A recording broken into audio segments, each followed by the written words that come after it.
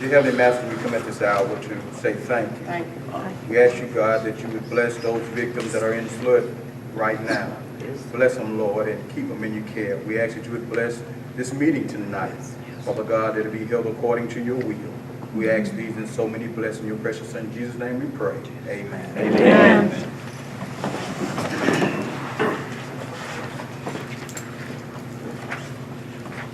Attention, salute, pledge.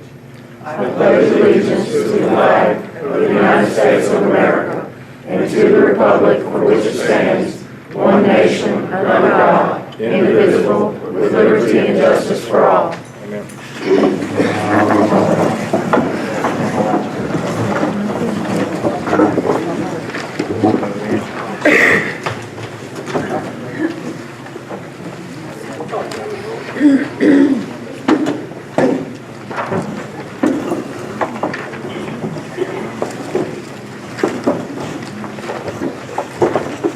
Roll call. Kay Cup, Present. Lois Jordan, Present. Betty Joyson, Craig Gill, Right here. Rex McCarthy,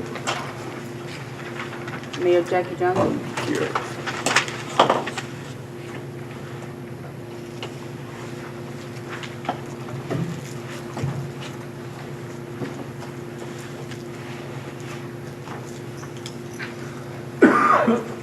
At this time, we're going to hold a public hearing on the lease of the office space that is adjacent to City Hall. Do we have anyone have any interest in comments?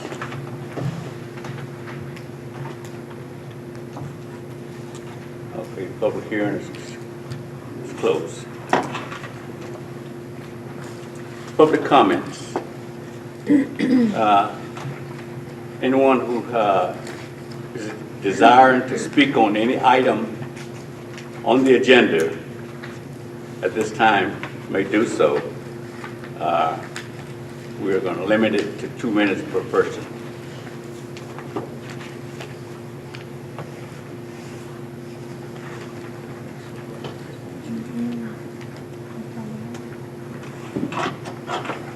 Okay. Item number 3. Approve the minutes of February meeting. So moved. Second. Properly moved and second. All in favor, say aye. Aye. Opposed? Lewis Robinson.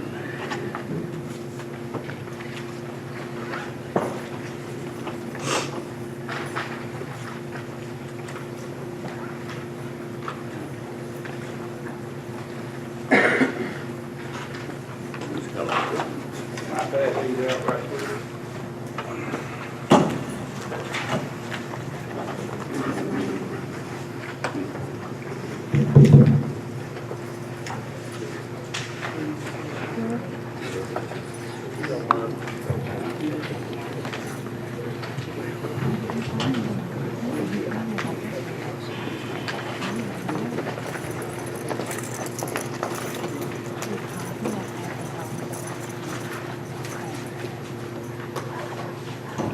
Mike Kramer.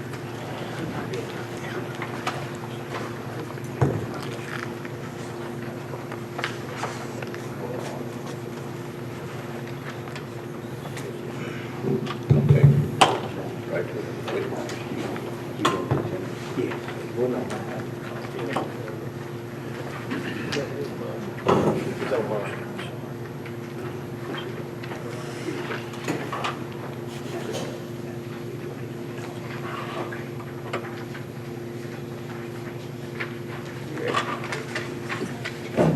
My name is Lewis Robinson. I own Murder Memorial Cemetery. I owned it ever since '01, and I'm wanting to give it to the town of Winnsboro. I'm fed up to hear with the new laws, with the state got. I talked to Mr. Gill and you, the mayor, and talked to the attorney general and the cemetery board, and they said that's the best thing for me to do, try to get rid of it. I'm tired of it. So I was inherited the cemetery, Good. and, but I gave each one of y'all a map, of the availability of each lot still open. On section A, it's 69 6-man graves still open. On section B, it's 46. Section C is 73 and 32. And all that 6-man graves, I come up with 236 man graves, and I sell them for $1,500 a piece.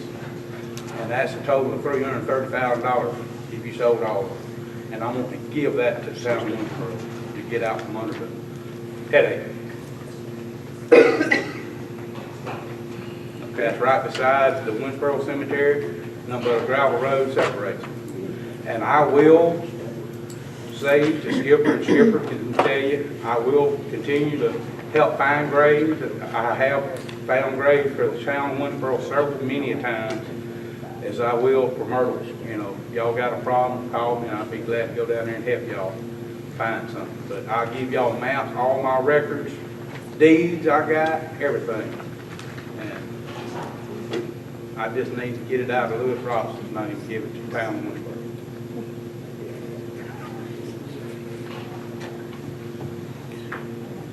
What's your thought?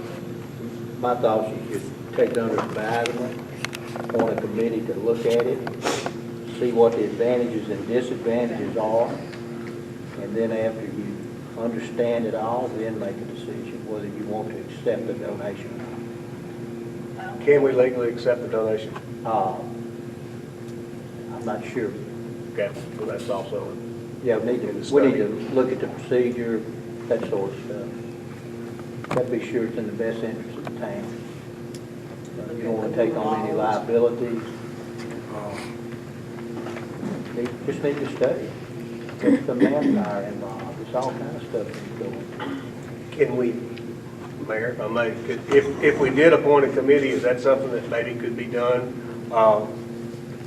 Could meet and some information gathered within a month? Skipper, if a couple of council people, maybe you and Tab, within 30 days, we can Make a decision. know? If we get all the information. Okay. I got a book from the Attorney General. He wanted me to give to the lawyer and to get him prepared. If y'all didn't want to accept this is what they would. Good, okay, that's a start. I'd be happy to serve on the committee, Mayor. You'd serve on it, Yeah. Lois? Yes. Okay. Are those the new laws that's in that? Yes, ma'am. Yes, ma'am. There's new laws and the new regulations, the rules of the cemetery, so. Thank y'all. All right, thank you, Lois.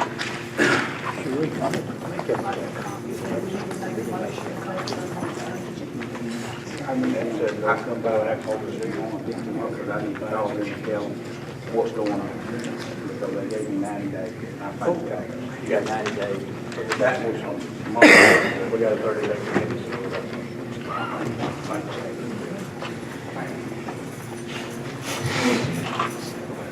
Item number 5, is Helen Jones.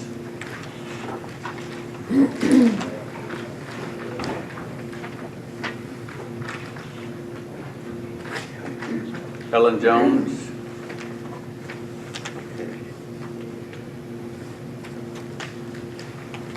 Item number 6, Scott Sorton.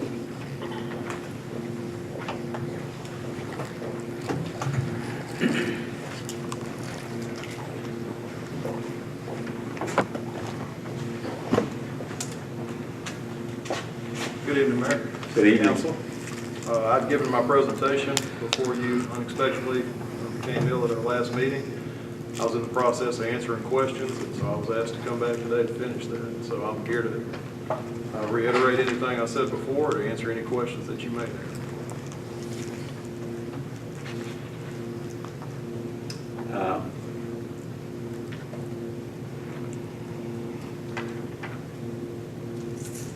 What do you project as being the, I think I want to say this. I know you gave us some numbers. And right now, we're struggling with the cost without the income to go with, city court.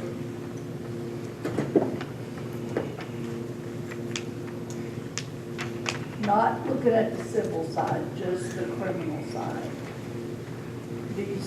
If we take out the warrants, because that seems to be an ongoing problem that we have had for years and years and years and years, that they were not renewable. What kind of money do we realistically think that we should be getting off the criminal side of it? Well, I'll address the bench warrants first.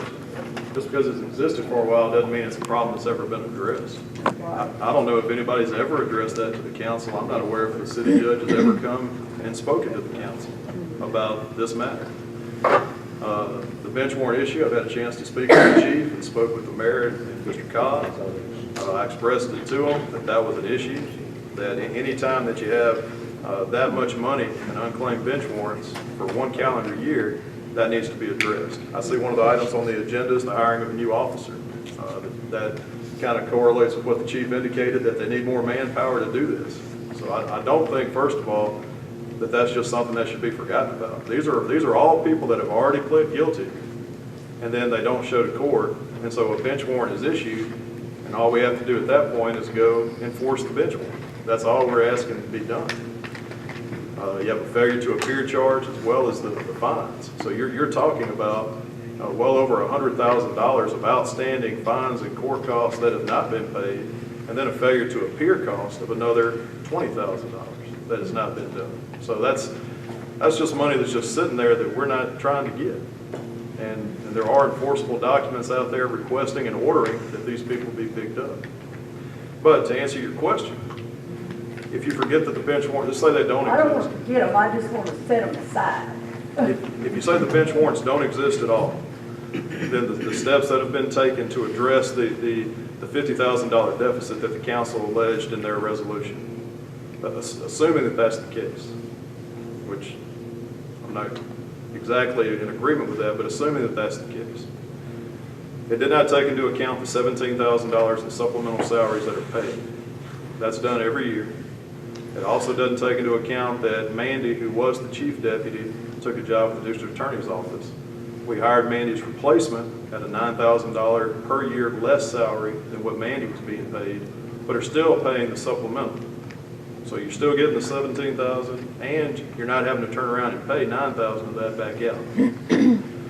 We talked about the simple things, the utility adjustments. The phone bill has gone from $750 before I took office to the last bill we got last week was $96. That's a substantial difference. That's just things that were not being addressed. The fine adjustment, as I stated at the last council meeting, Johnny Booth and I sat down. The fines have not been readjusted in over 10 years. Johnny estimated it may even be 15 years.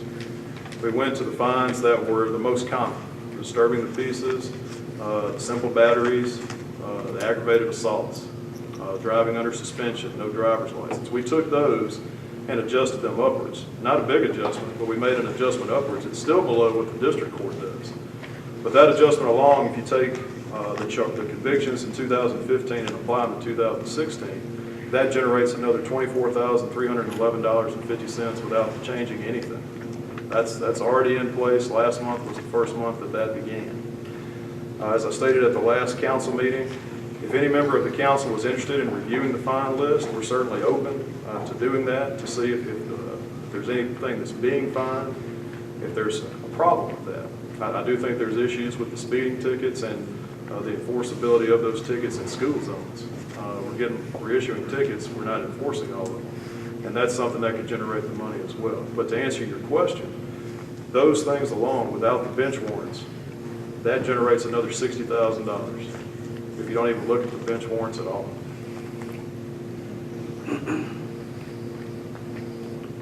And the projection of I'm directing this more at the mayor, of what we would gain in the mayor's court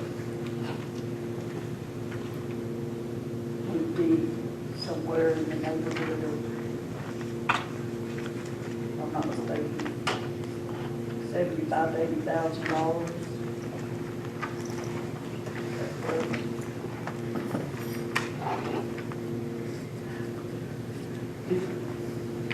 Yeah.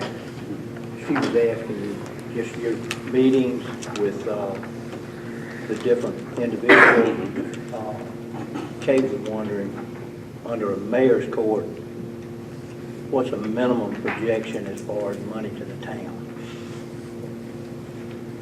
If you got a handle on that.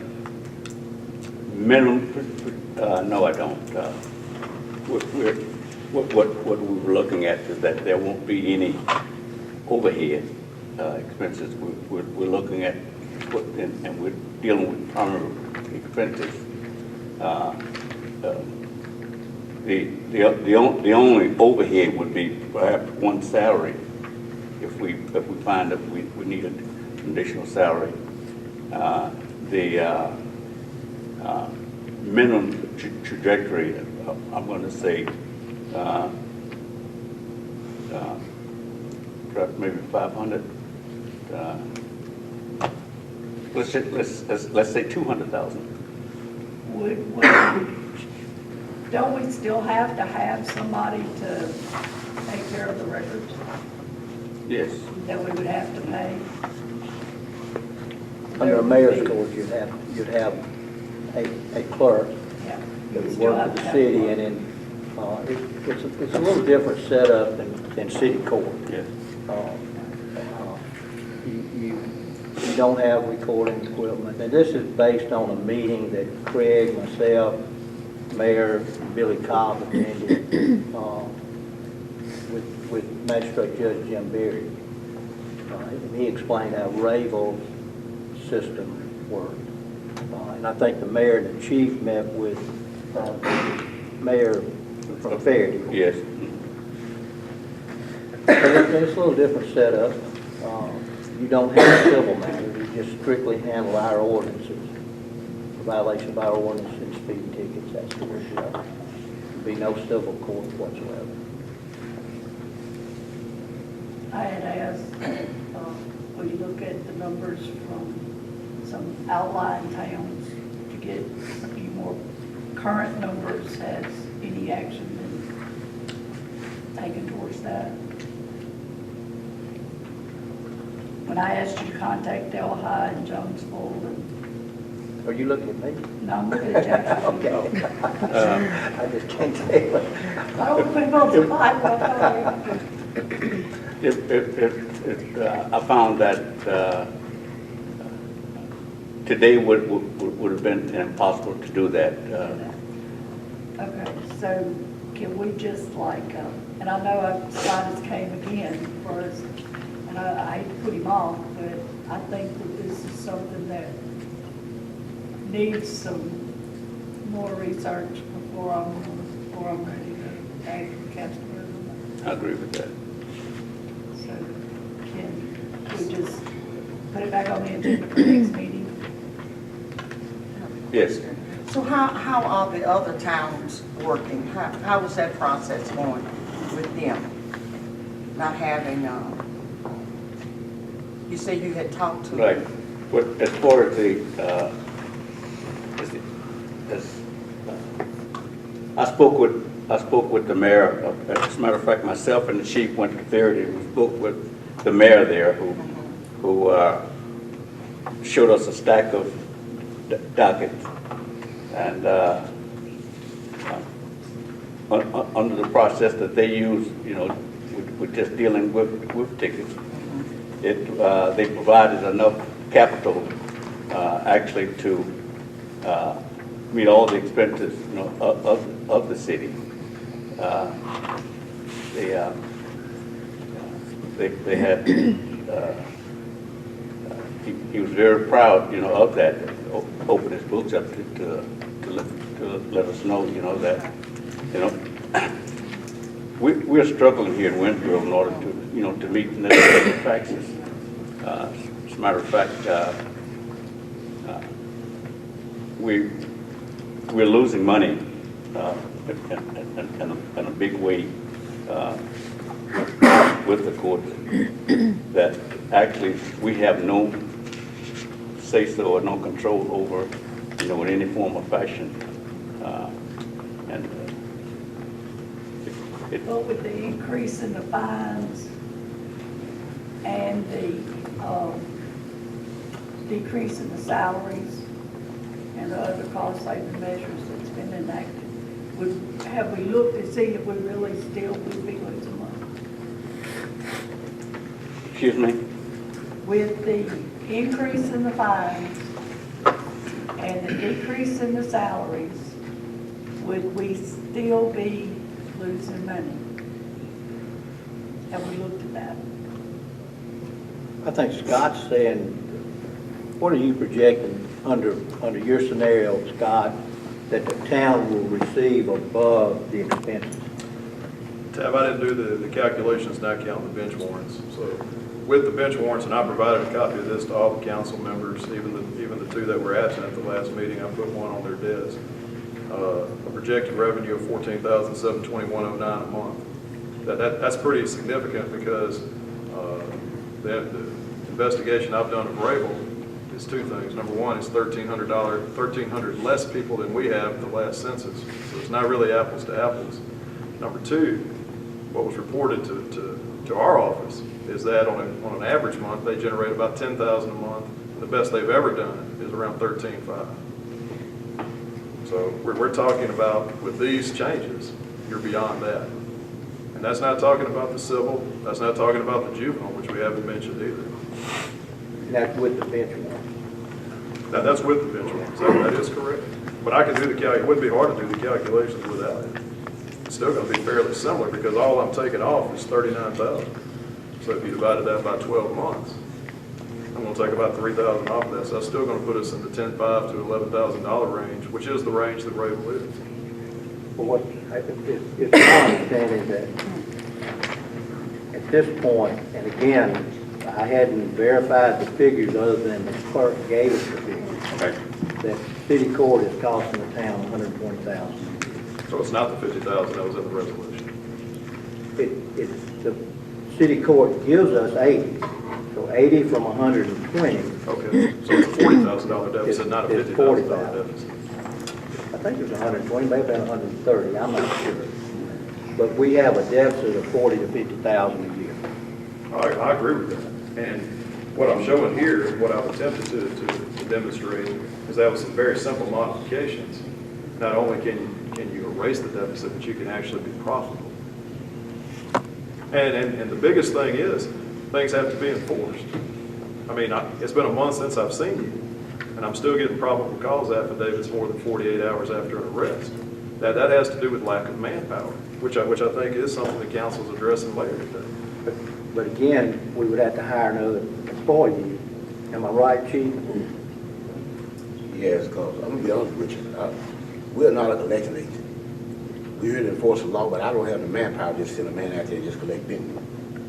Just don't have the manpower to do it. I mean, usually we make arrests on bench warrants, but usually when we make them, and that's in every time. You make warrants on.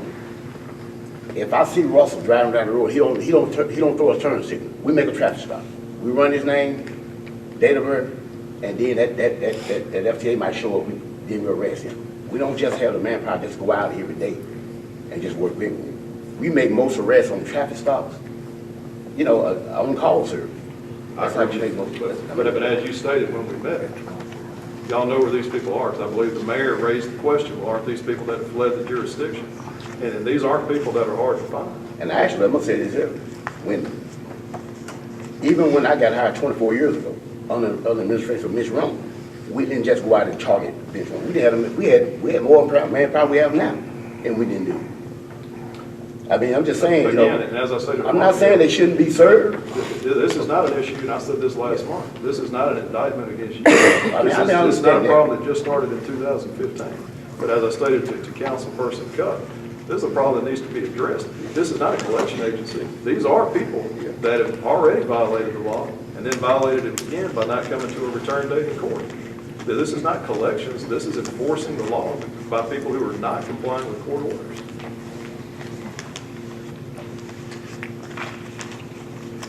But even without that, we still erase the deficit that the council has stated in the city court generated. Are you projecting a break-even proposition or a positive 30, 40,000 a year? Could you give the council an idea on what you're talking about as far as income? I think that's what, okay. This past year and the year before, the city took in around 80,000 for city courts. We paid out 120 or 130. And I don't have the numbers in front of me. And that's when the mayor asked the different council members. We had several meetings to discuss it. Craig has attended some meetings to talk to, like, Magistrate Judge Jim Berry, Mayor and George talked to the Mayor of Berry about theirs. They all show a very positive flow of cash to the town, Scott. In terms of maybe, yeah, maybe $6,000, $7,000, $8,000 a month, which would be about $100,000 positive. What's the net? Well, the net, that's the net to the town. That's what Jim Berry was saying, told us at that meeting. Am I right, Craig? Yep. That net to the town after paying for the clerk. Of course, they use the courthouse in Rayville. I think he said that, where we furnish a courtroom and a building, which we have utilities we have to pay. That's for. And I don't even know if we put those down, did we, Mayor? I don't think so. But again, that's what the council has been looking at. Well, as I've stated before, and I'll reiterate, the council members and the mayor is welcome to look at any books they'd like to look at. But I think there's a fundamental difference in the amount of money that is being alleged to be lost and what actually is being lost. And I think that's where it would help to sit down and actually see the numbers instead of just talking in the abstract. How much money have you given the city per month since you've been judge? I don't know if I got that tab. I got it in 2015. I didn't bring 2016 numbers. The 3 or 4 months? That's correct. November, December, January, and February. What did it average? Well, we pay reimbursement salary for each of that $556 a month. And then last month, I know we paid $10,000 for fines to the city. We paid fines to the city, future reimbursement. So, I mean, it's a lot. I mean, I write checks every month. Last month was a big month. Last month will be the first month under the new numbers. Yeah. I don't know if we've analyzed it since you've taken over to compare your administration with the previous judge's administration. But I do think, I know we're only talking in essence of the criminal side. I do think the civil and juvenile side are equally as important. Yeah, that doesn't generate money to the town, but it provides a service. As you'll recall, several business owners came and spoke to the council at the last meeting. And if we could share names, there'd be lots of juveniles that would come and tell you how important it is to have the juvenile aspect of city court. Perhaps they will come to the next. But I'm more than happy to come back in April if the council would like me to do that.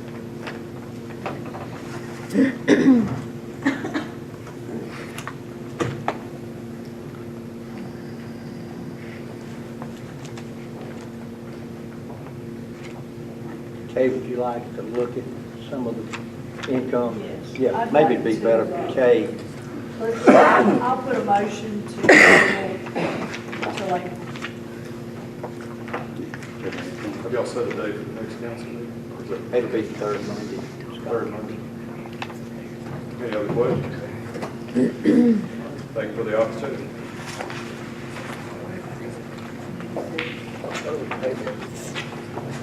take any action on it.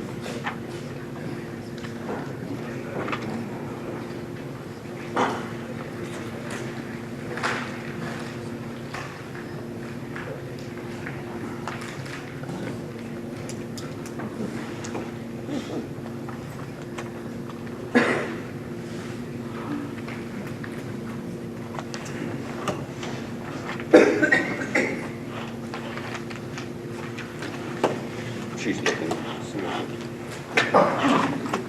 You found anything? Kay said she wants to take it. Let's do it.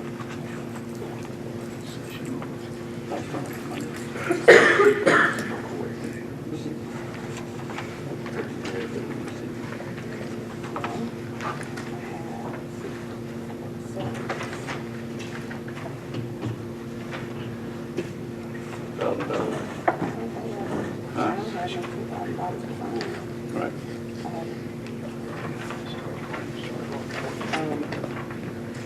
What if they corrected it for February, then maybe we just got it for March, and I'll bullshit. Maybe it'll show me if they collected it for February, then maybe it'll show that. We had to do all that.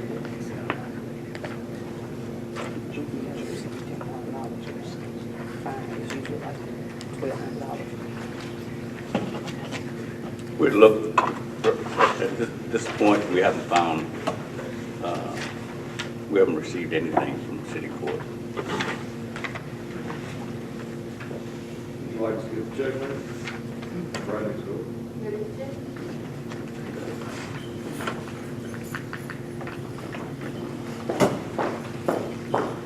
you can leave it on.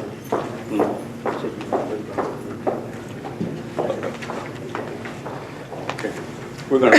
We're gonna move along to the next item.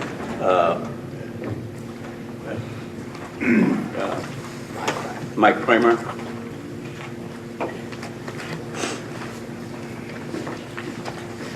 Mayor, Council, appreciate y'all letting me come here and speak. I'll be quite brief.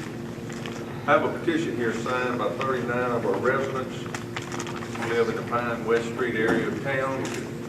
I want to read the copy of the petition for you, and then you'll know what they're agreeing to, and it says, Mike, nobody's speaking.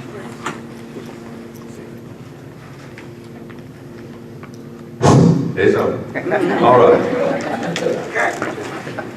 Says, we, the undersigned, object and oppose the location of a halfway house and/or rehabilitation facility for treatment of persons suffering from alcohol and drug abuse as a residential area in the Pine and West Street portion of town is zoned as single-family residence only. So we have a halfway house. Well, went off again. Anyway, I got a good point. There is currently a halfway house located there on West Street. I don't know how many residents there are. 6 to 8 is my understanding. Speaking with the people who reside close proximity to that. But either way, we have zoning laws in the town of Winnsboro, and we're asking the town to enforce its own zoning laws that are currently on the books. And one of the most important zoning areas is R1, that's residential, single family. That means you can't have commercial establishments in that area for profit or non-profit. No one wants commercial activity next door to their home. That's why we have the single family. All this is all on the books, and we're asking you to honor it, and take steps to prohibit the halfway house in our neighborhoods. That, not just our R1, but any R1 neighborhood. The problems that we have, and certainly there's no one I can see on this petition who is against rehabilitation for people who have substance abuse problems. The problem is the town has the obligation to enforce the zoning laws. If the town chooses not to enforce its zoning laws, the case laws that have come down through our courts, after a certain period of time, you really can't enforce it. Once you let one violation come in, then the next violation that comes in, how can you tell them they can't open up a quick stop, open up a beer store, open up anything that's commercial if you don't stop the first one. You gotta keep the first one out to keep the second one, the third one, and the fourth one out. And that's, you know, that's what we're asking you to do today. And we're asking you to preserve our neighborhood. We have a lot of good things going in Winnsboro, and our residential areas are a big, big part of that. We want people to want to live in Winnsboro. We don't want people moving out because neighborhoods are going to decline, and they will decline if you don't preserve the single-family status of the areas that we have. So I'm going to give this to the mayor to look over at his leisure. But I think that is of the vast majority of people who live in the area. This is about the third or fourth time this issue has come up for our area since I've been living there in 1989. And each time we were able and we were successful in maintaining our neighborhood as a single family residential area for the people to live and enjoy. So that's all we're asking you to do tonight, is take a look at this. We're not asking you to necessarily believe me. Send somebody out and check it out. And if what I'm saying is correct, then we're asking you to enforce the zoning laws and have this commercial halfway house closed. Just like it was any other residential, any other commercial enterprise that would be taking place in our area. Any questions? No, I don't have any questions. And I appreciate you coming, making a presentation. I appreciate the opportunity to do so. We are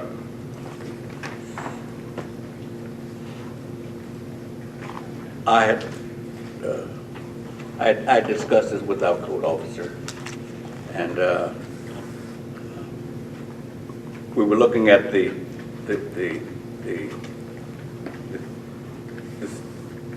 we didn't realize that the residents was that strongly against it, and that now that they are, we will take action.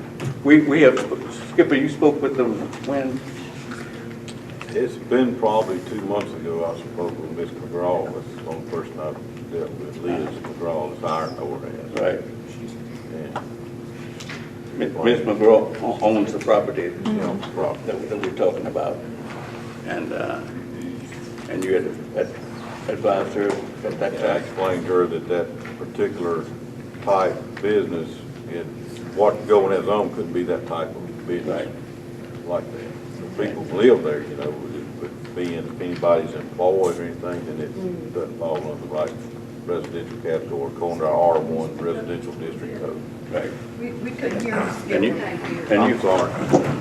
I was saying I talked to Ms. McGraw, and I explained to her that in the R1 district zone, that no one can be hired and be employed in that zone. And, you know, if somebody was staying with them, well, I'm sure somebody was paying them to stay there. So I don't know these things. I'm just going by this, you know, that's my question, was it a business and all that. That's what I explained to her. So what, you know, whether they are or not, I don't know that, you know, for sure. If someone here could explain to us just what's going on. I will. I sure will. Mike has pretty much stated what the resident side was. What are you using the house for?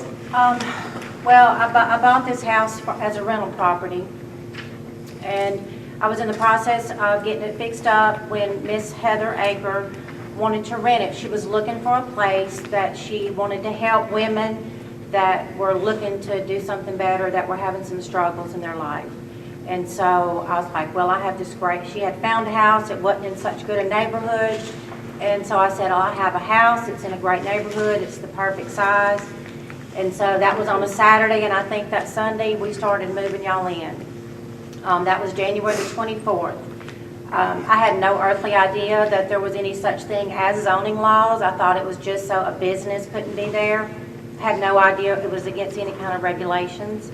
When I found out my neighbors were upset, I immediately went and talked to Mr. Ellerman on a Saturday, and I told him that, that I understood, I can understand y'all's concerns, and that I would talk to the girls and have them find another house.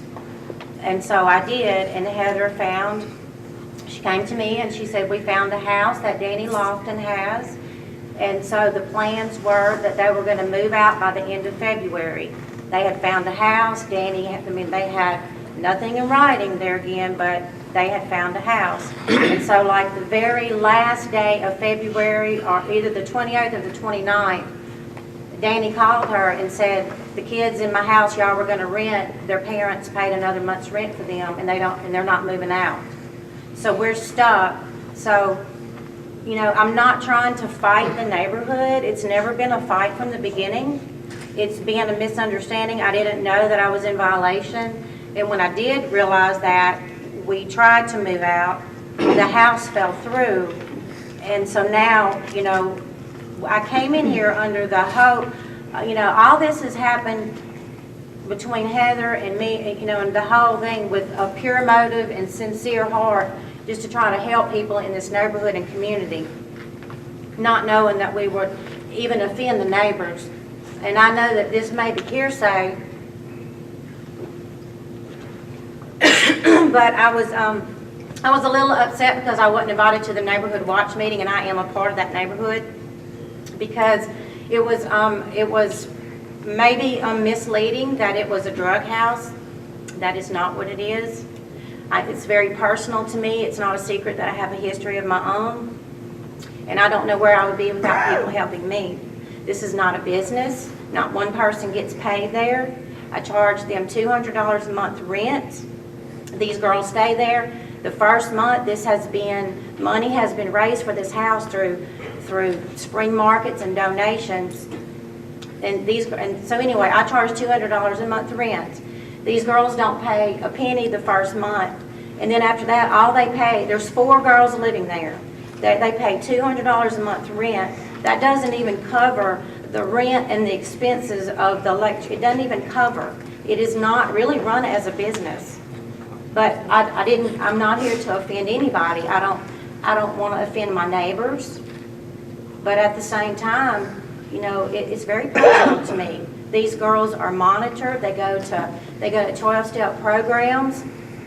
Almost except for like 2 nights a week, they go to 12-step programs, to church services, to something. They have people there, and they're mentoring, monitoring, and drug screening, and outpatient therapy. These girls want a different life, you know, and nobody wants to offend the neighborhood, but it's not a drug house.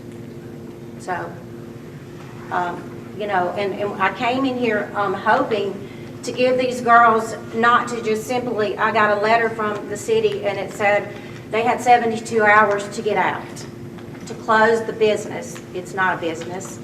I'm renting this house, and I don't really understand the law or what the difference would be in me renting it to 3 girls. I don't know. I'm not a lawyer. I didn't come in here to argue or to ask for anybody to stay there, but to give them 3 to 6 months to find another place. However, in listening to all this, I don't know that it's not a business. It's not run as one. So I don't know where I stand, but at the very minimum, I'm asking for a time for these girls to find a place. And that's my position. I can't see any humane thing about kicking anybody out on the street. I can't do it. And if somebody else thinks they can, then they'll have to. I can't. Thank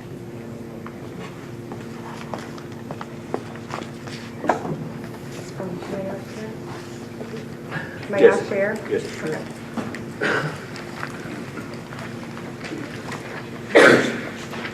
Hi, I'm Heather Aker. I'm actually the person that opened the home.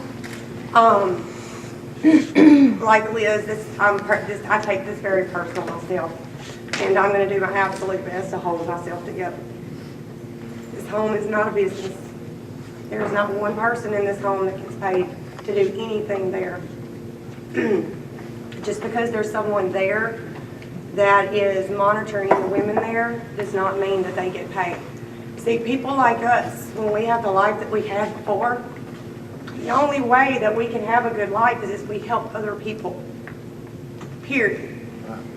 And so the people that are in that home, the ones that are overseeing the ladies in that home, this is the way that we can actually have a good life today.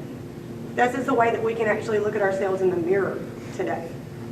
This is the only way that we can lay our head down on a pillow at night and sleep soundly today. We are not trying to make a dime off of anybody. So if the whole argument and the whole thing that's being brought to the table is that we're running a business, we're not. All we're trying to do is to bring women into the home that have absolutely nothing. They either leave jail or they leave a treatment center. And the majority of them, if they come, they have nothing when they get there. All their personal hygiene items are provided for them. Their food is provided for them. Even clothes and shoes to put on their feet and their back when they get there is provided for them if they do not have anything. We're not trying to make anything off of this. All we're trying to do is give some women a new life. We want them to leave spiritually, financially, and emotionally set. We want them to have a solid foundation. That's why they're at meetings. That's why they're at church. And that is why they're constantly being mentored. So, I'm coming and saying and asking that there has got to be something inside of everybody here to know that there is absolutely nothing wrong with giving somebody a new way of life. And we can either stay because what's being brought to the table is not legit, or we can go in 3 to 6 months. But please do not kick us out on the streets. And there are 4 women living in the home, and we can only house 6 at a time. Thanks. I promised myself and my wife that I was not going to say anything tonight. I raised Liz, love her like my own daughter.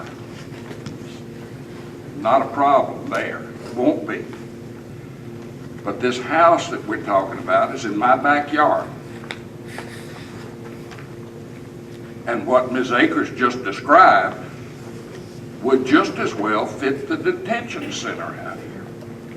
Everybody that's out there is there so that their life can be made better. They're supervised. They are under control.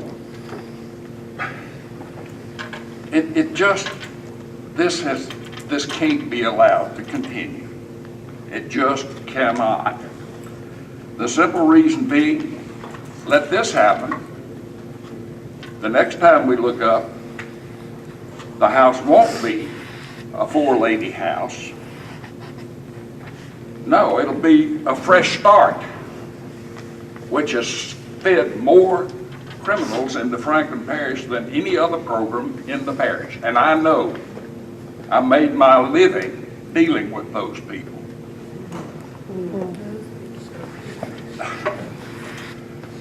Our neighborhood is important to us.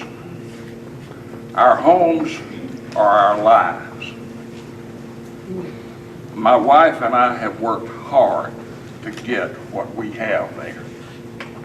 And we don't want it polluted.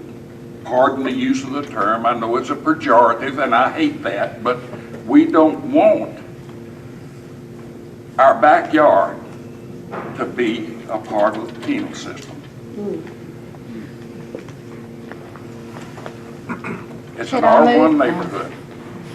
Call it what you want to. It's single family dwelling. 3 or 4 ladies that are in there that are not related to each other are not a single family. No way under any definition that you come up with. Liz, I love you. Love you today. I love you tomorrow. I love you forever. But I don't love your house that you've got running in my backyard. Can I speak? Yes, ma'am.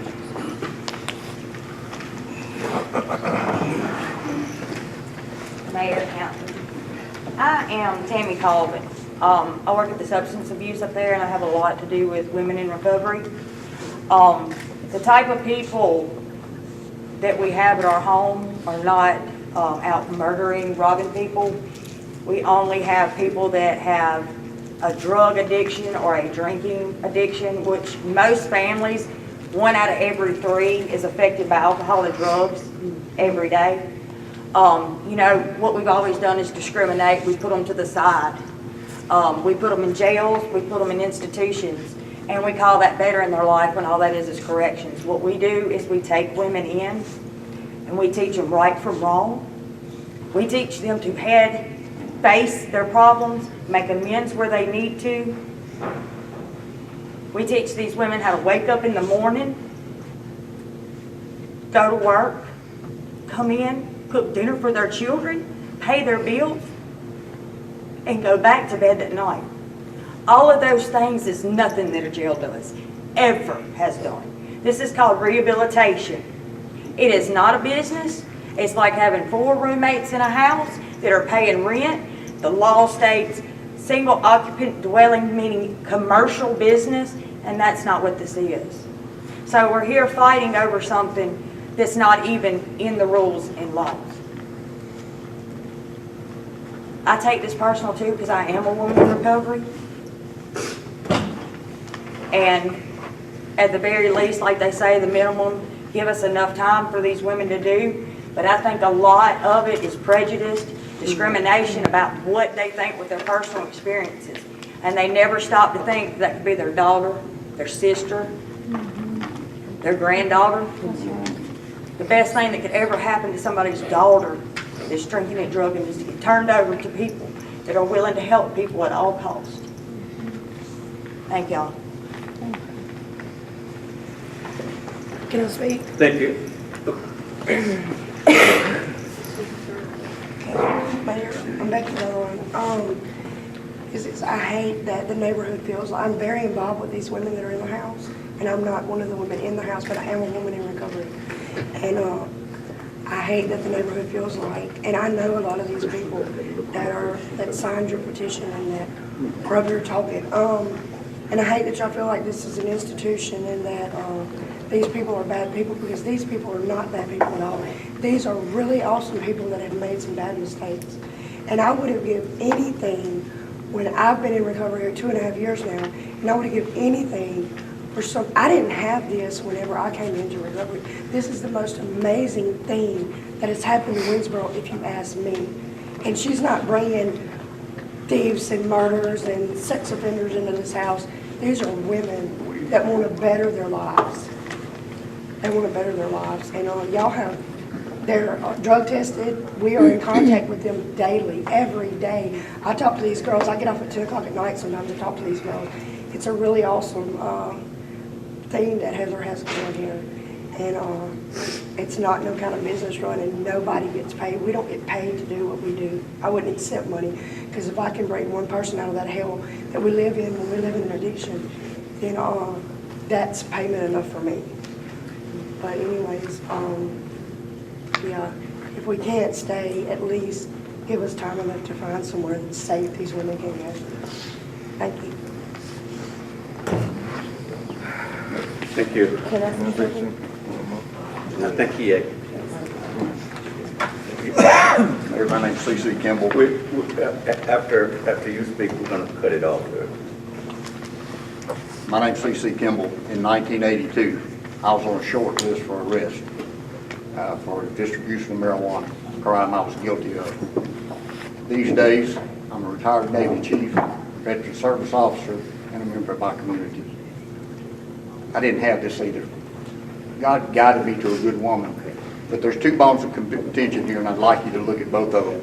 The first is this a business? No one's being paid. These are people reaching back and helping another. If, as Mr. Elliman eloquently stated, if this is cohabitation by unrelated persons, then I asked the town council to review every dwelling in the town of Winnsboro, and if any 2 people share an apartment, make them move out, because that's all this is. These are people that are helping each other. So we're either a business, which we're not, no one's paid, there is no 503C, is people cohabitating together, which is not against the law. And if it is against the law, then I ask the council to enforce it equally across the town of Winnsboro. Thank you.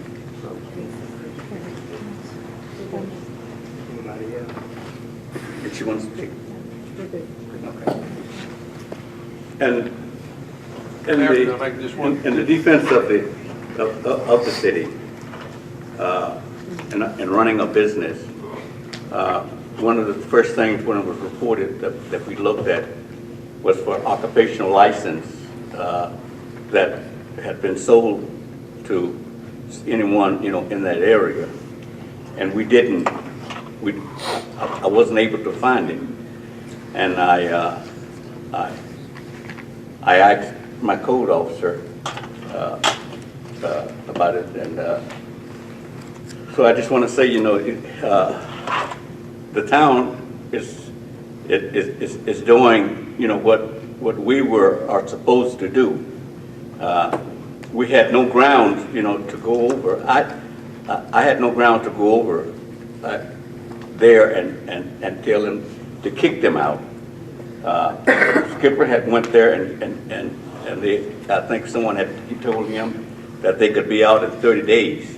Well, when I understood that he had communicated with them to be out in 30 days,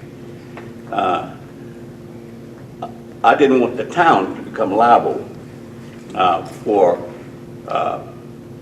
interfering with something when we had no proof, that a business was being operated there, because no one had came to the city hall and purchased an occupational license. So we were at odds, and I'm sort of glad this came up tonight so that we may explain our position in it. We were not defending anyone. We were simply trying to run the business, everyday business of the town the way that it should be run. And I think that maybe we have it in agreement now, but it's not because of anything that we as a city.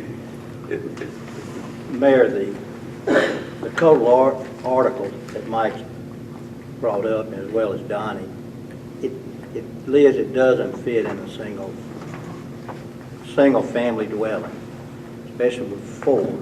And I understand the gentleman that just spoke, I've got a rent house over there and I rent it. But there's not 4 people living in. I think if you look at that code article, am I correct on that, Skipper? It is. It doesn't fall in the definition of a single family dwelling. What number makes it go over into a It's non-single not a number, family? I think it's. There actually is a I hadn't number. looked at it in probably a couple of months. There is a number in the code of 2.11, and in that is speaking of foster children, and in foster children, there can be no more than 4. Well, if there are foster children, there's at least 1 adult, usually 2, so that would mean 6 people can cohabitate. So, Well, you can have a family, can have 20 in it and have a house. I mean, but these are people. A husband and a wife can have as many kids as they want. But the statute does address a particular number. And the definition from my understanding, and I've looked at it, is that it does not fall within our code, and that's why I'm assuming Skipper, who sent the letter, Skipper? I did. That gave him safety. Now, having said that, and I'm not trying to push it off and tell y'all, you're welcome to go get an attorney, have him look at it. You've got 1 attorney, 2 attorneys, and myself, there's 3 attorneys that thinks it doesn't fall within our zoning ordinance. Having said that, how much, I know you asked for 3 to 6 months, but would y'all, and I'm asking the people, and I've talked to the mayor and I've talked to Mike, would y'all agree upon giving them another 30 days to find another place? Without the town having to take action to evict them right now, or file some kind of. How about the end of May? At least a little over 2 months. Heather's looked everywhere in town. She's tried. She's called everybody she knows trying to find a house. If we go in town, we're in the same boat. And may I ask? Well, no, you can get zoning, you can get into an R2, I think it fits. I think it fits in an R3. I think it fits in a B1, B2, B3, but it does not fit in an R1. I mean, a reasonable amount of time, but a month, I mean, come on, I mean, you can't just Well, make a house come up. You know, I mean, the groups here that have I filed know a that. petition. I understand that, part of me just thinks how naive are we to think that if this house isn't there, I mean, I'd rather live beside this house where they're drug tested than beside the crack house down the street when you don't know who's there. Well, But in any case, I'm it just doesn't fit asking in for, the zoning. I know that, but I'm And- just and the- asking for a reasonable amount of time, stating that first, that these girls are not a threat. They are not using drugs, they're monitored, they're very safe. They're safer than houses that I can point to where people are still using drugs. You know, So you know, we're just again, asking it's a for a group here, reasonable. And Let's split the difference end of April, maybe 6 weeks. end of April, does that give you enough time? I mean, we're trying to work something out with you guys. I'm good with the end of April. That'll We'll work. be out. Is there anywhere else in town that we're not allowed? Well, get with Skipper, and like I said, you can go in an R2, an R3, a B1, a Is there B2. There's a like map. There's a It map, tells that's you. what, okay, awesome, that's And what I see, need. this is R1, and that's our most protected The area. one y'all don't want us in. No, not, Right. no, we protect R1, and then we protect R2. If the wrong thing tries to go in an R2, and this has been going on, like Mike said, it's not the first time a business or the wrong thing has gone in the wrong zoning area. And this is the way we take it up. Generally, we don't know about it till somebody files a complaint with us. Now, if you've got an occupational license, Skipper and them would have known right then you couldn't put it in an R1. But you didn't get an occupational license, which you don't need one. Exactly. So, I'm new to this whole deal here, so where exactly do I go and get a map that shows me where we are allowed and not allowed? Can you meet with them, Skipper, and show them exactly Yeah, where? come up City Hall. Yeah, when do you want to meet with them? I can Tomorrow? meet tomorrow. Leave me or Fayon, catch you if either one of them. Anytime Fayon, you between know a certain that- hour to a certain hour. At the end of April, you guys will be out. Last day of April, we'll be out. Donnie, is that okay with everyone? I don't cause anybody any undue problem. I don't want anybody causing me any undue problem. And it's a simple matter. If, you know, a little bitty cancer can grow into a great big one. Sure. This is 4 little ladies in a house behind me. Tomorrow, And it these- might be 40 ladies in a house And I understand behind me. these 4 little ladies That didn't house, know about our zoning ordinance. That's exactly And, what it's but now they know. I'm not out to cause anybody a problem, but I don't want to be stepped on either.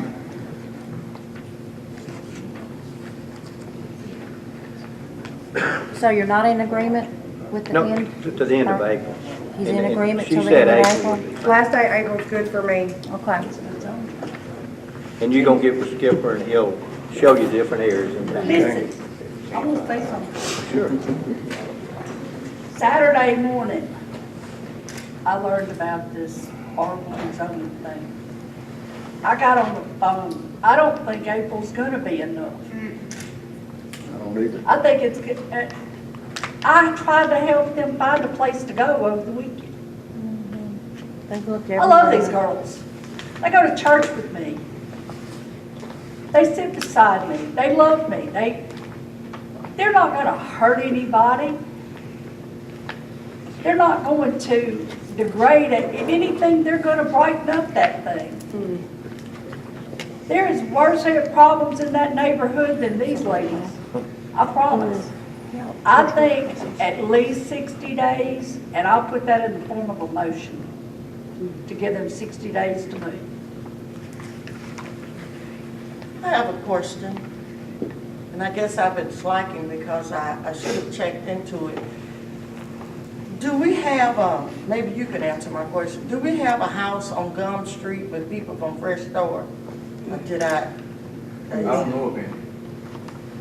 You don't? No, ma'am. Okay. There's one man's house. Wonderful ladies.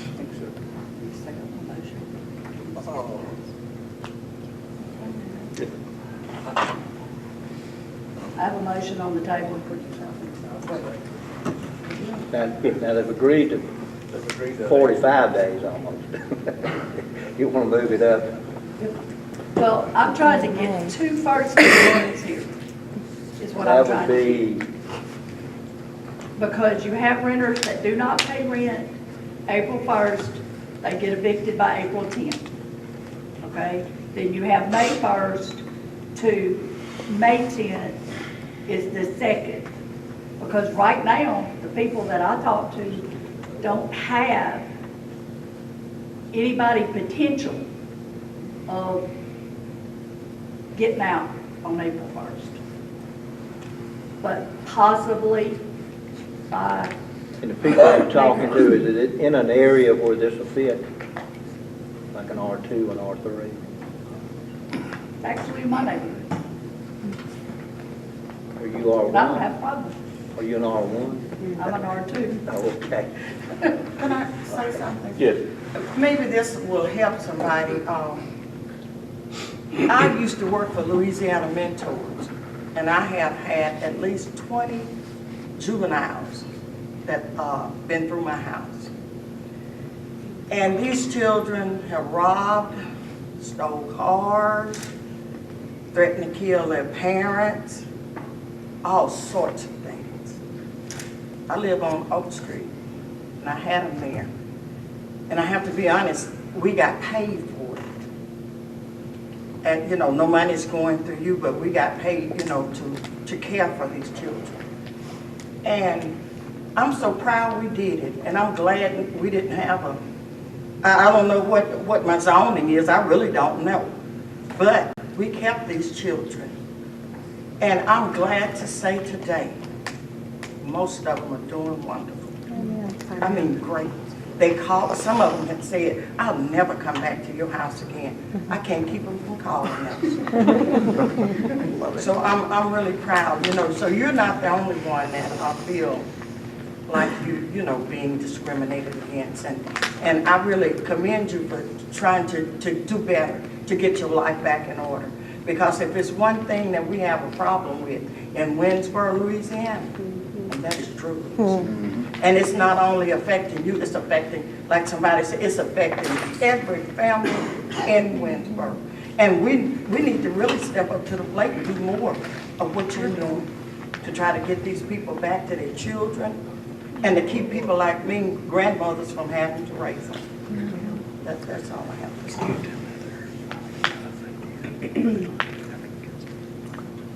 So I have a motion Did you, on the table. did you have a motion? I have a motion. Been moved that we, I'll second it. move in second, all in favor, But say aye. I'd like to make a comment first. Okay. If I could.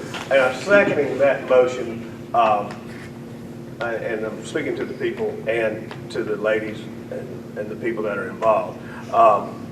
I would like to see a good faith effort to try and find another location before the end of April. But if you cannot, then I don't have a problem, and I would hope that people wouldn't have a problem with a few more days. Right. And we And that's all limit it we're to asking, 60. is just to have You know, with a good faith effort to try and be out by the end Is of it April. absolutely required that the house be in Winnsboro? Can I comment on that? I can put you in a house in Gilbert tomorrow. Not mine, but a client. And it's a nice house. But somebody. Donnie, we haven't met personally, and I'm right behind your house every single day with these women. Okay. We don't want to be in Gilbert. We want to be in Winnsboro, so they have a central location for jobs, I can understand for that. meetings, and for church. But I really appreciate that. Thank you. But anything outside of Winnsboro, we know. Most of the ladies don't have cars, and so they need to be walking distance to their jobs. So what we're saying is 60 days from tonight? Does that, Donnie, does that meet with everybody? I know some may be mad, but we're trying to hit a happy medium here. We're saying good faith effort, But good faith effort is to get out quicker. but what if If they they don't, can't find? They'll be out then with they have to move We will out, be out or the by city April has 1st. to take I out. do not need days after that, and if we can get out sooner, I promise you that me nor any of these women want to be in a neighborhood where we are not wanted, where we are looked down on and we are thought bad of, and that we are thought that we need to be put somewhere like a jail. Margaret, the city doesn't want to file an action, but we would have to if y'all are not out. I appreciate it. They'll I be promise out. you there will not be one filed. Is that the way you see it, Mayor? Yes. 60 days from today. And if there's anything that I can do to assist you, I stand available. We kind of be on the lookout for residents that would fit the category that you're looking at. Thank you, I appreciate it. Mayor, let the council vote on this motion. Yes, but all in favor, say aye. Opposed? Let the record reflect that it's unanimously approved. And you need to meet with Skipper tomorrow and let Yes, him sir, I show sure you the will. areas where that will I sure will. compact. Oh, don't worry, I'll be there. Thank you. Thank y'all. Thank you, Liz.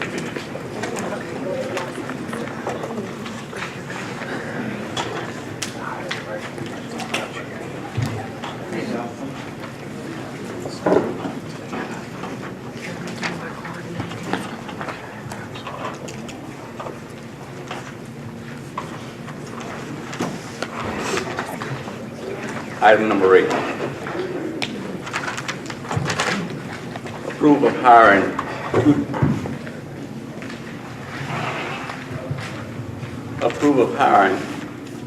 a police officer, Mtng. I would, as chief of police, I would like to, the council approve of hiring Madison Eden as a Winnsboro City police officer. What is his credentials, please? He is a security guard. He's been working in law enforcement as a security guard for probably 10 or 15 years. But he wants to be a law enforcement officer. He wants to be a road officer. Where is he out here? He lives in, ma'am, Where is he working now? he's working in Chenshaw Parish now. He has worked out in D.C. out here in Winnsboro too before. But he's a resident of Franklin Parish. I so moved that we hire Officer Madison Eaton as a police officer. Been properly moved and second. All in favor, say aye. Aye. Opposed? Let the record reflect that it's unanimously approved. Thank you. Resolution 16-0302, acceptance of bid farmers market. It is the Finance Committee recommendation that we accept the bid and through Resolution 16-0302. That's number 12, okay? Pardon? You said, On your agenda, on my agenda. oh, okay, my agenda's on. Yeah, farmer's market. Farmer's market, Mayor. Farmers market. Yeah. What did I say? No, you said right. I'm looking at the total agenda. Okay, all right. Did I get a second? Second. That was an emotion of a bid. I mean, a motion. That was a motion. All in favor, say aye. Aye. Opposed? Let the record reflect that it's unanimously approved.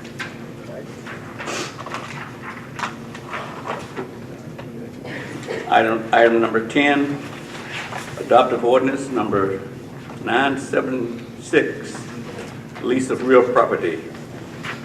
This is the store that is located next door to the City Hall. I move. It's been properly moved There was a public hearing. Okay. Second. All in favor, say aye. Aye. Opposed? Record reflect that it's unanimously approved. Introduction of ordinance number 977, amendment to budget for the fiscal year of July 1, 2015 to June 30th, 2016. When we met with, okay, at the finance meeting, we just had a meeting amended. Okay. This is an ordinance here. So we didn't need to amend the budget. We didn't need to amend the budget. Okay. That's what we decided at the finance meeting. Okay. After finance meeting, we found that there's no need to amend the budget.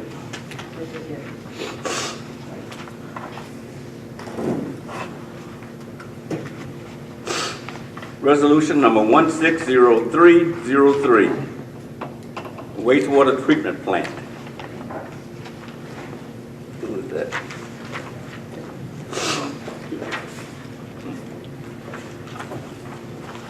They're actually, they were sent by Craig Newton. He said that usually they just send them attached along with the resolutions. It's just a yearly audit that they send out to everybody. Well, they have to renew their license, our license every year. Yeah. Okay. So moved. Been properly moved and second. All in favor, say aye. I have a question. Yes. On number 10, the adoption of 976, it says Heather Wallace, and on here it's 977. Do I have two of them or something? When I sent out the packets, I sent an unofficial copy, just so if I missed something, Oh, that y'all okay. could let me know, you know, if I need to add something or take something off. And then once the mayor approved it, we put it on the letterhead. All right. Okay. Can the mayor kindly look at the, Did we act on resolution number 16-0303? Yep. Did, and you're on 0304 now, Mayor. Okay. Resolution number 16-0304, industrial park sewage plant. Same thing. Same thing. So moved. Second. All in favor, say aye. Aye. Opposed? Mayor, Yes. can you look at what Mr. Sarton has, please? Okay, so that was what Excuse me? we skipped over, and he's back. You had asked me before that this is the check for $10,871.20 made payable to the city March the 4th of this year. Okay. That's what we're saying. Because it's paid in March, we don't have March's finance yet. We only have through February. That was $4,300 more than the previous one. Right, we had to put it. More. So the first month that we did was $4,300 more. That's my only copy. I'd be happy to make another. Okay. Thank you, Mayor. Okay, thank you.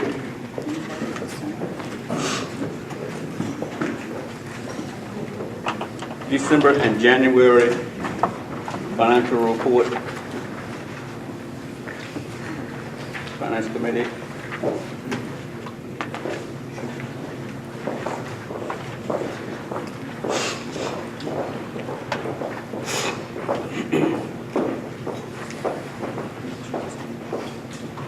I met with the mayor and Charlika on Friday, and she convinced me that she satisfied me that she had made the corrections that I had requested, and then some, the financial.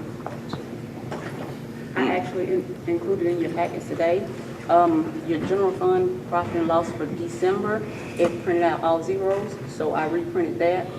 And then you had some airport hangar rents that were misplaced and put in property rental, and I changed that. I also created another line for the city court salaries, and I changed all of those over to that salary, so you can see now that they're in their own spot rather than being just deducted from city court salaries. And that's also in the packet. So that's what the the little extra financials are in your packet today. So that being said, I make a motion that we accept December and January financials. Properly moved Second. and second. All in favor, say aye. Aye. Opposed? Record reflect that's unanimously approved. Item number 15, Meyer. Heath. Thank you, Mayor and Council. I'll try and be brief, but I do have a couple of things for y'all to think about tonight. First off, the Adams and Common TEP sidewalk improvements out here in front of the building. We're working on what we hope to be the final submission to DOTD, which should go out next week. And maybe we can can actually start moving forward with this project. But we believe this is the final plan submission that DOTD needs before they let the project. Now, of course, everything, they are actually letting the project for bids, so they're in control of all the scheduling. But this is a positive step forward on that project. The other thing that I forgot to include on my sheet here is that the RV park application is due April 1st, so we're wrapping that up, and y'all will be hearing from us shortly on some stuff for that, but we're intending to get that in by that April 1st deadline, and that is the RV park out at the industrial park next to the recreation center. The final thing that I want to talk to y'all about is it's that time of year again to start talking about what streets improvements y'all would like to do. I have included a map on the back side of y'all's, the little piece of paper I handed out. Can't find it, I've got an extra. Yeah. Basically all the ones in black are black stripes have been completed. And I've kind of gone through here. I talked to Ms. Charlotte this morning, and y'all have approximately $1,085,000 in funds currently in the street sales tax project for use on streets and related improvements. Repeat that number again, please. $1,085,000, and that's rough. That ain't exact. I don't remember to the penny, but that's pretty close. Is that net, Pete? I'm sorry? I mean, do we owe anything out of it? No, sir. No, sir. Of course, my understanding is the way this project works is a percentage of the half-cent sales tax is deposited every month. It goes into that account until such time as y'all have a project or some other expense, street-related expense to pay that, to come out of that. But really, the projects are the only thing that comes out of that account, correct? Pete, when does that end? It ends June 2017, which is another excellent topic to talk about. Yeah, got to try to get it renewed. We're supposed to have everything finished by then. It's going to be Of 17? June of 2017, yes, sir. is So when we that only tax have is due. another, and then it'll come up for another election? Well, I mean, that's up to y'all, if y'all want to try and renew the tax, or if y'all want to let the tax die. Yes, sir, Mr. Craig, I'd like to address that My question. concern is, when will we have fulfilled our obligation to the people to have every city street redone in Winnsboro? And that was the intention of this project whenever it was passed, or whenever the original sales tax was passed, was to redo every street in the city of Winnsboro. Unfortunately, it does not appear that we're going to be able to do that in 10 years that we have so far. I'll be honest with you, we're going to look at somewhere in the 85 to 95% completion range at the end of our 10-year period. There are several factors that go into that, and I can talk to you about them if you want me to, but that's the bottom line. We're going to fall a little bit short of that goal. Can your company give a pretty good projection as to how to finish these streets if we needed to renew the temporary tax any longer, to have every street resurfaced as we said we would with the temporary sales tax? Could you be able to project, you know how much money we bring in a year, so how many years it would take to finish what we said we would finish? Y'all are averaging between $50,000 and $60,000 a month in order to just project that out, it's about $57,500 a month. So that rolls into a little under $700,000 a year y'all are bringing in from the street sales tax. I think probably an additional 2 years would do it, but I would say 3 to 4 years to be safe. Now, once again, the original intent of this was to do all streets within the city within 10 years. The reason being behind that, as I understand it, I wasn't here in 2007 when that was passed, but the reason being is that the average life on a wearing course for a city street is about 10 years. So if you would renew it, you would have, get started on the second go-round. But that's up to the city and of course the voters of the city to determine how they wanted to handle that. Of course, you know my concern, we still got people waiting on the first. I absolutely understand that. I absolutely understand that. But once again, we do have money in the account that needs to be spent towards streets. I've kind of just gone through and based on strictly on severity of streets within the city, I came up with a plan for some. And this is just a straw man. Last time, if I'm not mistaken, the street committee met and with the mayor, and y'all decided what streets to do. And I would encourage y'all to do that again. Let us know.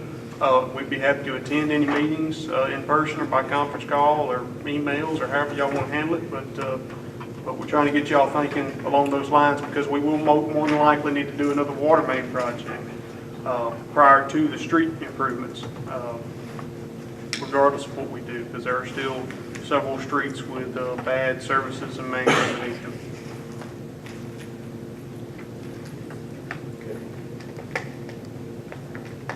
And just to let you know, we're currently about 70% complete with all the streets in the town, and this is through 8 years. So we're lagging. That's what we're lagging. We're lagging behind by about 10%.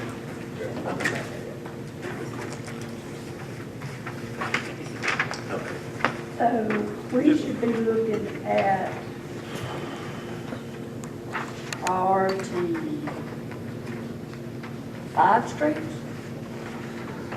Priority 1 are the more severe streets.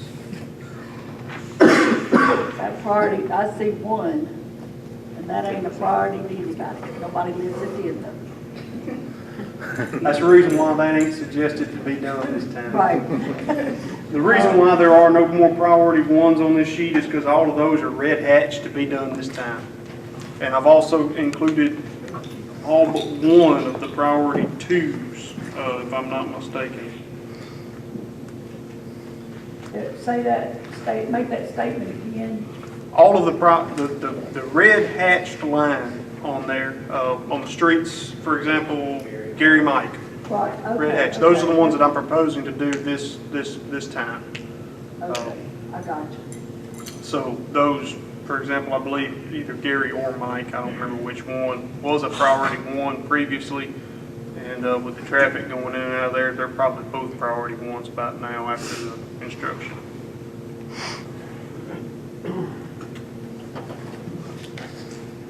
And then the priority 2s, the greens, there are going to be maybe 1.5 left at the end of this project. Can we get another map, please? Absolutely.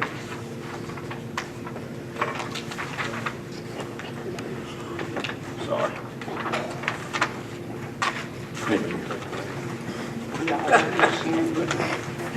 And once again, I'm just putting this out there for y'all to think about, some for y'all to consider. I'd be happy to provide some additional maps or sit in on any meetings y'all would like me to. This is just trying to get the ball rolling because I know we're always fighting a battle when it comes to the end of a street project running into the winter months. So I'm trying to get y'all thinking a little bit ahead of time.